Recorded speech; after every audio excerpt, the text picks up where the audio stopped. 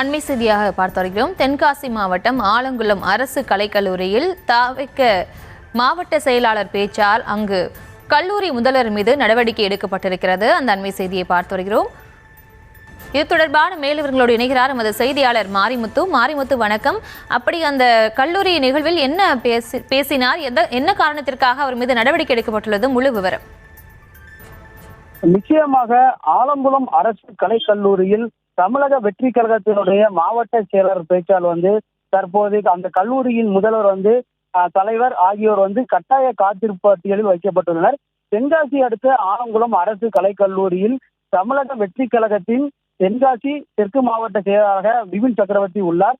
அவர் அந்த கல்லூரியில் நடைபெற்ற நிகழ்ச்சி ஒன்றில் பங்கேற்றுள்ளார். அப்போது அவர் உள்ளே வரும்போது அங்கிருந்த மாணவிகள் உற்சாகமாக இருந்து டிவிகே என்று கோஷமிட்டனர். மேலும் அந்த விபின் சக்கரவர்த்தி பேசும்போது தேர்தல் வருகிறது என்பதை அவர் குறிப்பிட்டு மாணவிகள் மத்தியில் பேசினார். இந்த வீடியோ பதிவேற்றம் செய்யப்பட்டு மிகப்பெரிய வைரலானது. இந்த இந்த வீடியோ தற்போது மிகப்பெரிய பேசும் பொருளானது.